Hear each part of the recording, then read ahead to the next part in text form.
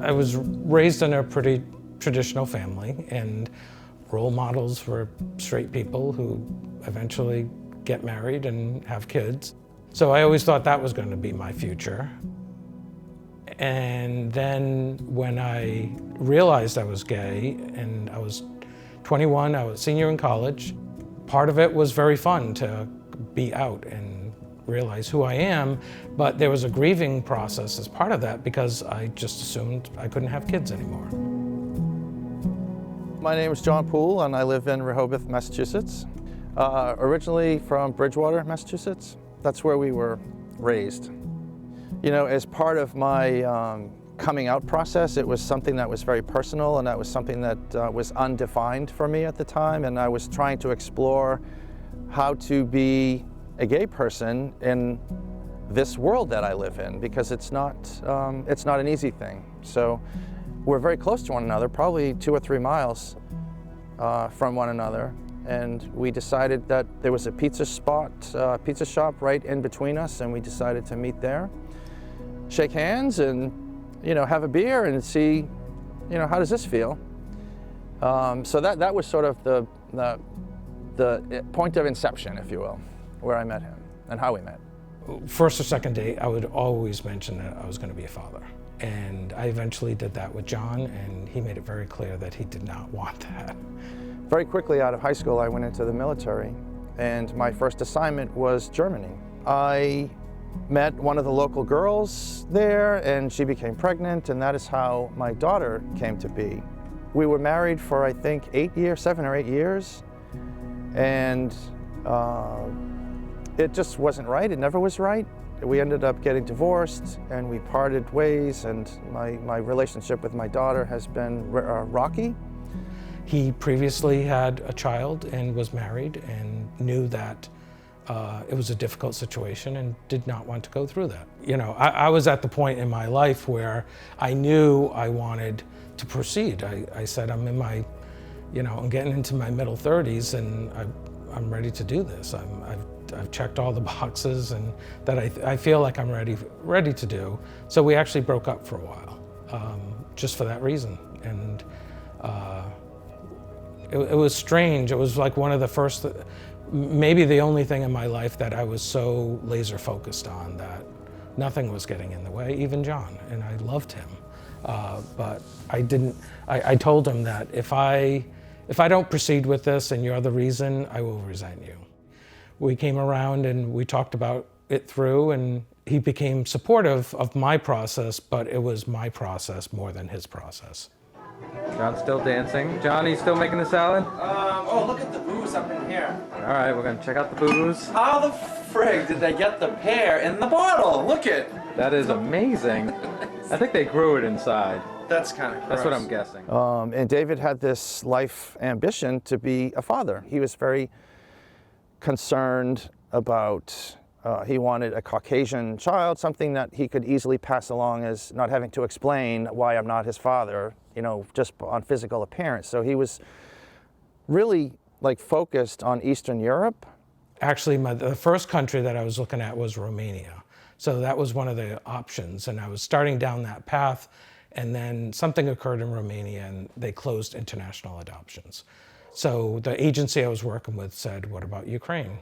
So I said, I don't really care where the child comes from. I just want a child that's looking for a family, and that's what I'm looking for as well.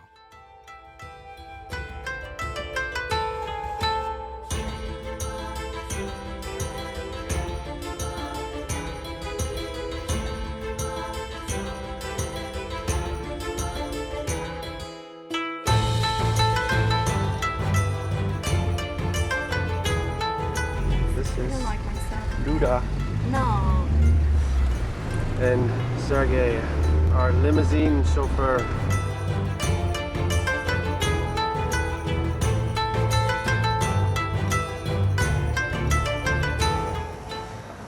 Hola. Our temporary apartment in Kiev. Nice apartment. I didn't skimp on anything. It's kind of nice. It's real tiles. You haven't gotten outside, you can do it this way. I don't think these folks are ready to see what the outside looks like yet.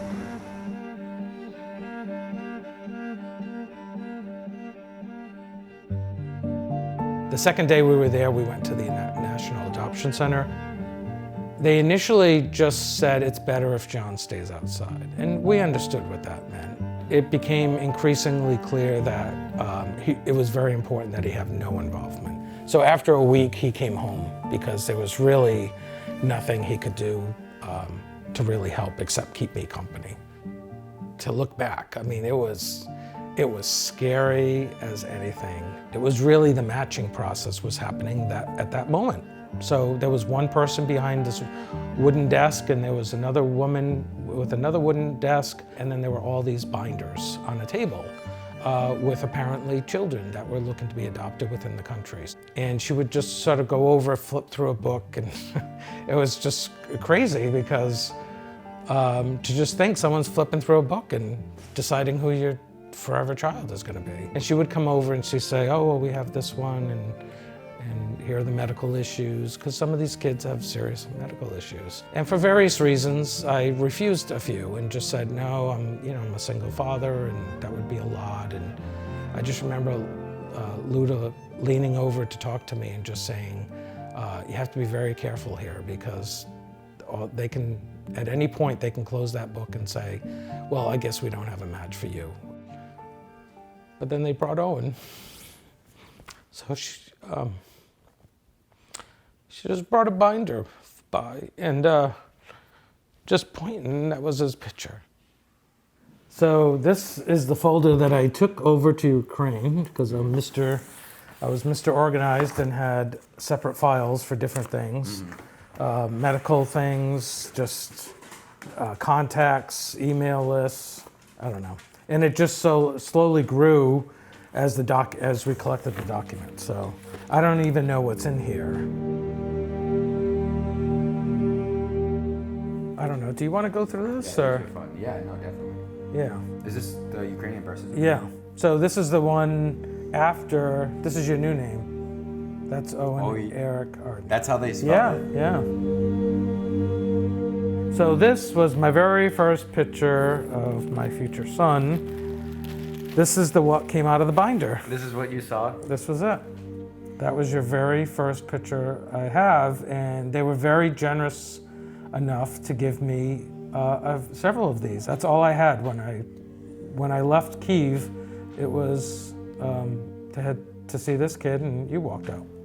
What a relief it was to walk out. I just remember walking out and telling John, like, oh my God, I have a match, and there's some paperwork that has to be done, but the next step was to go out and meet him. You go through the gates, chip paint, a lot of brick. You could see some swing sets, and everything will look quite old. It was very aged, very worn. Some areas had high grass. They had me wait in this room with some toys. So it was like a playroom, I think, where the kids would play. Then they just brought him out, and he was holding one of the caretaker's hands, and very shy, but that was our first meeting. And that's where I got to know him for the next few weeks.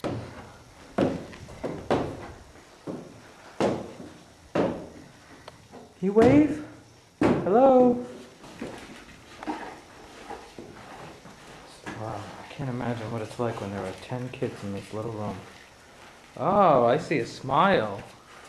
Wow, that looks great on you. So pretty, pretty. How about some more?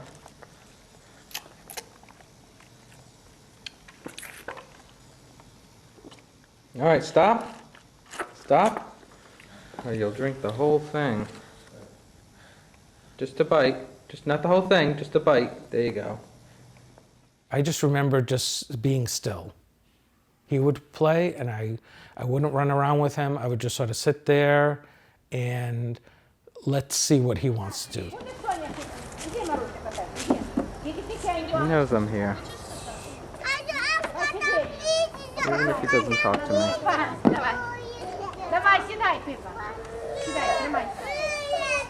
Nice and slow. It's kind of weird meeting your child. Like, most people do this at birth, and it's not a meeting. It's like here, he was a human being. Yay! Yay! Ah, Yeah, good boy. I wanted him to like me. I wanted him to not be afraid. While I was trying to think of the moment, I had already moved us into home. His bedroom was already set up, and I was thinking, oh my God, like this is the little boy I'm gonna bring home.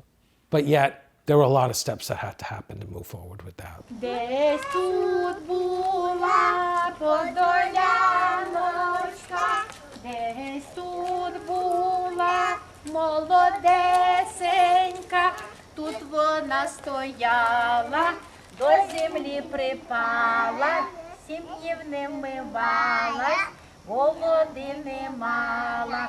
Ой, встань, встань, встань. Eventually, we got a court date and we went in, and it was the most strenuous couple of hours of my entire life. It was a male judge, and the local district attorney was a woman, and I was like, oh, thank God, like this is gonna go well. Like, oh, of course a woman would support, you know, a child finding a home. So I don't understand anything that's going on in this. And the judge asked some questions, and then he asked the local district attorney if she was supportive of this adoption, and she said no.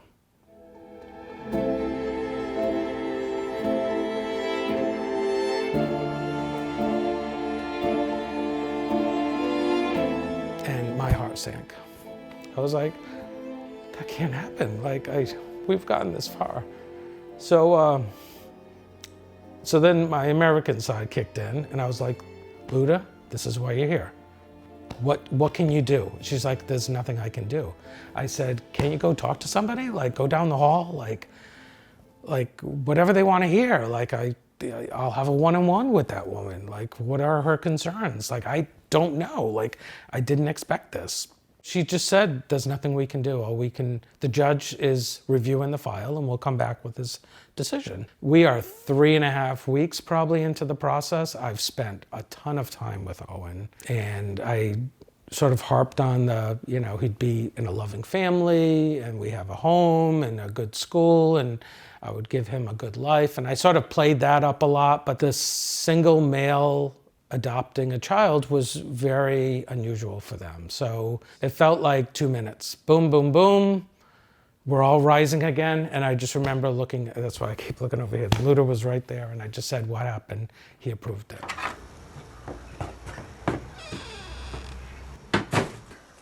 What's my name? Adam, Daddy. Daddy, I won.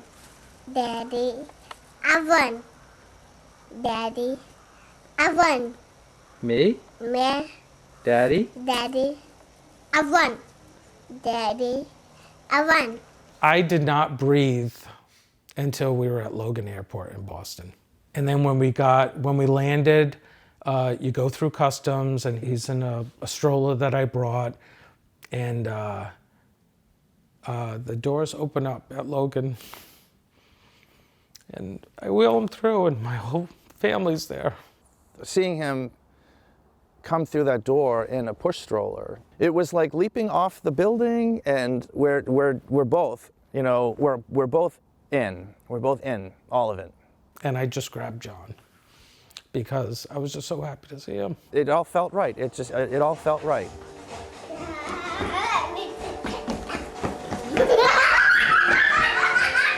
I mean, it was really amazing from the start. Like, he slept in his own bed with no problem the very first night. And to teach him English, I was told, don't make it a chore.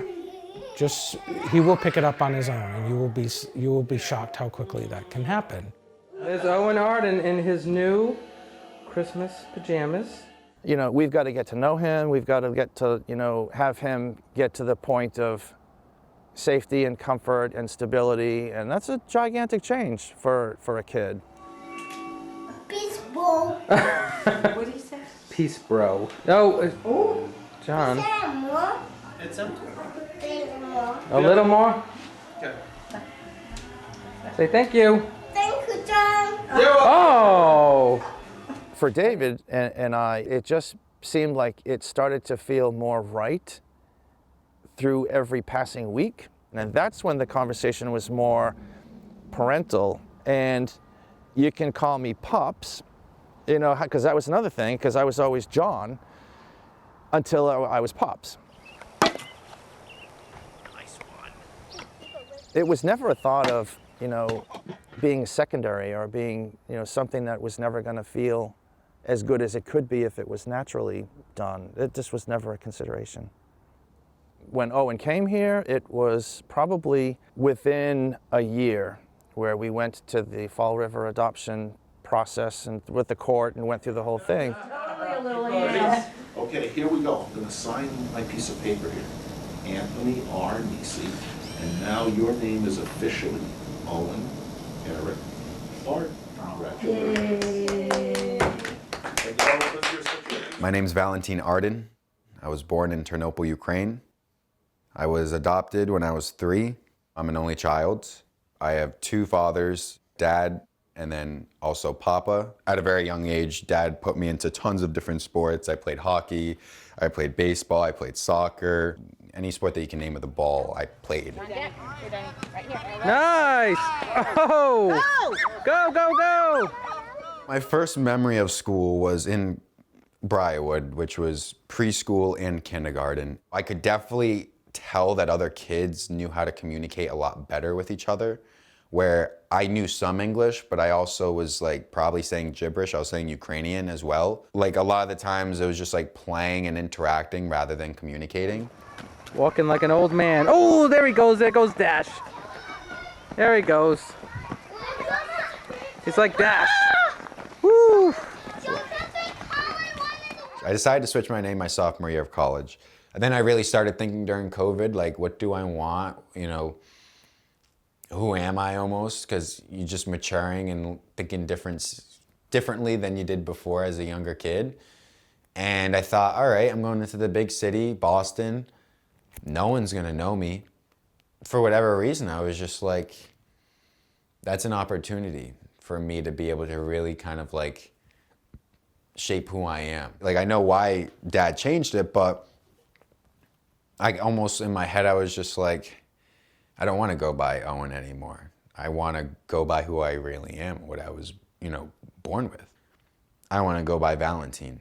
You know, my take on it was, he's probably in a reflective period. Like I've reached this age and I've reached these times where I'm starting to revisit how I came to be. And I think he's probably spent some time in that space. I never felt threatened by that. I know David was a little concerned. I had to sit with it for a while because it was always something where, while I never wanted to obscure his past or, you know, or hide it or anything like that, I always wanted to make sure that he was as accepted here as possible. Like him using his birth name just feels like it exposes him to the world, that someone could come and find him. And it's my insecurity that I've told him, you be who you are, and whatever name you want to use is fine. But I now love it. I love that apparently everybody calls him by this name that I didn't know, but it's who he is and it fits him, and I love that. I would definitely say I am very fortunate, and I would also say it definitely gets me emotional, because it's just like, wow. A lot of shit had to happen for me to get here. And the fact that Dad was able to like go through all those hoops and just obstacles and was willing to do it, I mean, it means the world to me.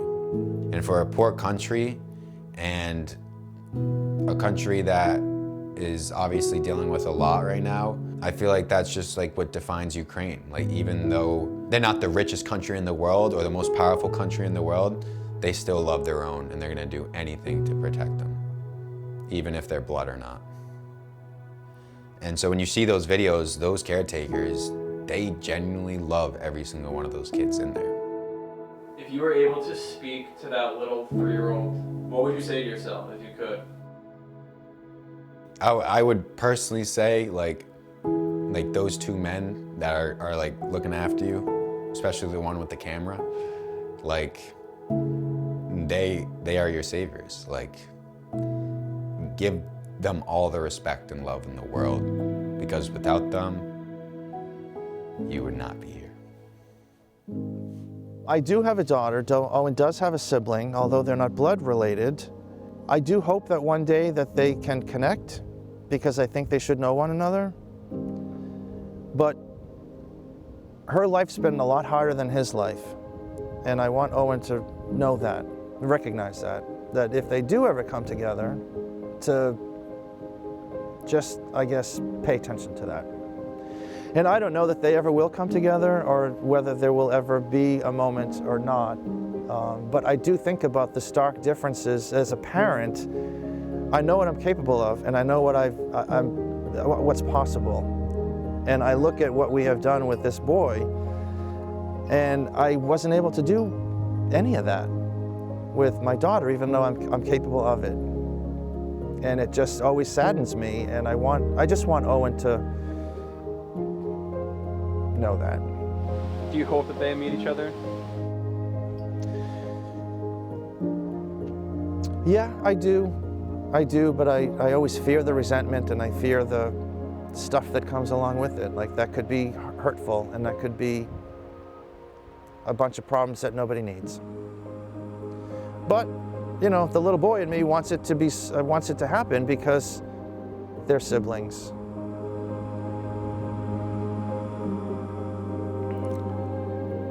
I hope he doesn't feel like he missed out too much by not having a mother.